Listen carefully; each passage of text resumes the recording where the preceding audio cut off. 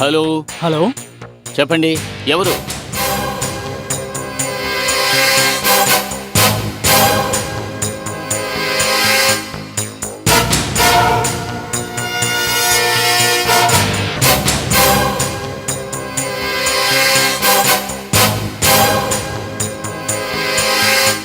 చెప్పరా, చెప్పు చెప్పు చెప్పు. నువ్వేనా హత్య చేసావు? చెప్పు. నేను వదిలిపెట్టు. చెప్పరా, చెప్పు. మర్యాదగా చెప్తావు. చెప్పు చెప్పు. నువ్వు నిజం చెప్పేంత వరకు నేను వదిలిపెట్టాను. నేను మర్యాదగా చెప్పు. అబద్ధం చెప్పావంటే నీ నాలుక కోసి పారేస్తాను. ఆ ప్రతాపం చెప్పింది నువ్వే కదా. చెప్పు. చెప్తావా లేదా? చెప్పరా, చెప్పు చెప్పు చెప్పు. మర్యాదగా చెప్పు. నిజం చెప్పరా, చెప్పు. రాత్రులు ఎందుకు అలా ఒంటరిగా తిరుగుతూ ఉన్నావు?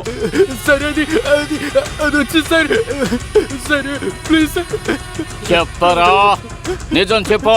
అబద్ధం చెప్పావంటే కాళ్ళు చేతులు విరిచి పారేస్తాను. నువ్వే కదరా రాత్రులు ఒంటరిగా తిరుగుతూ ఉన్నావు? నేను దొంగతనంగా తిరుగుతున్నది నిజమే సార్. సార్, నేను తిరుగుతూ ఉండడానికి హత్యకి నాకు ఏ సంబంధం లేదు సార్. నేను ఎందుకని అక్కడ తిరుగుతూ చెప్పు. ఉన్నానంటే చెప్పు రాత్రులు నువ్వు ఒంటరిగా ఎందుకు తిరుగుతూ ఉన్నావు చెప్తాను సార్. చెప్పరా చెప్పు చెప్తాను చెప్పు సార్. అది చెప్పరా అది చెప్పరా ఏంటంటే, సార్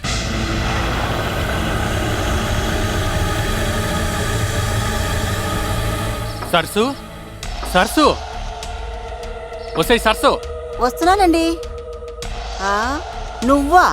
ఆ, ఎందుకు ఇంత లేటు? అవన్నీ లోపలికి వచ్చి చెప్తాను, ముందు లోపలికి వెళ్ళు.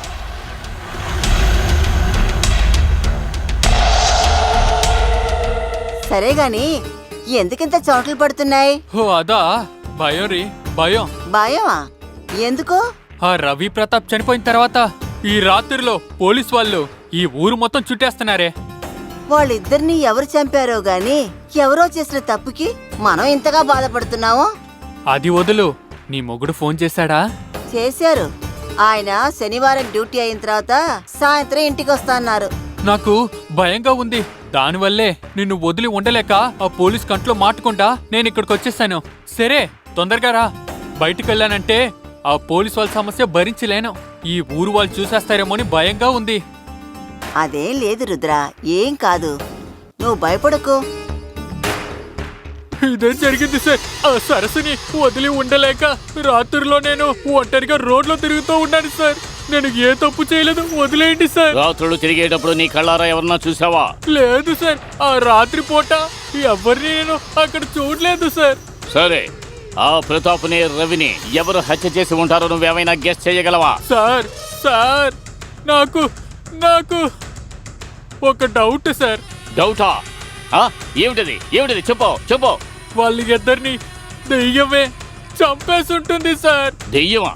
అవును సార్. Shut up, nonsense. ఏమంటున్నావు? అవును సార్, నాకు అదే చాలా భయంగా ఉంది సార్. నిజం చెప్పరా? అబద్ధం చెప్పావంటే తలకిందులుగా వేలాడదీస్తాను రాస్కెల్. దెయ్యం వచ్చి హత్య చేసిందట. నేను అబద్ధం చెప్పట్లేదు సార్. నేను ఆ దయ్యాన్ని ఎదురుకుండా చూశాను ఏమిటి సార్. నువ్వు ఏమంటున్నావు? అవును సార్, ఇలాగే ఒకరోజు ఆ సరస్సు ఇంటికి నేను వెళ్తూ ఉన్నాను సార్. తను ఆ రోజు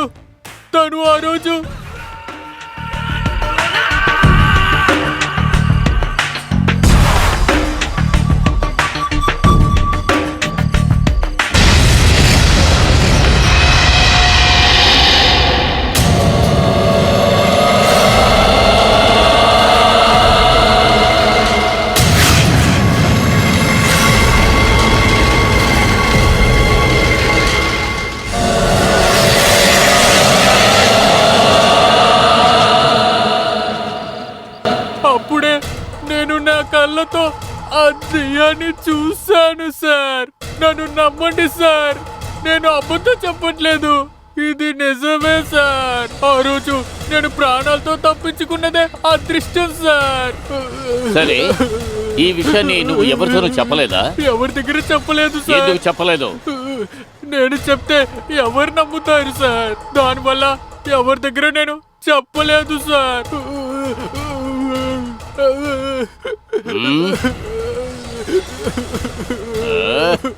ఛే!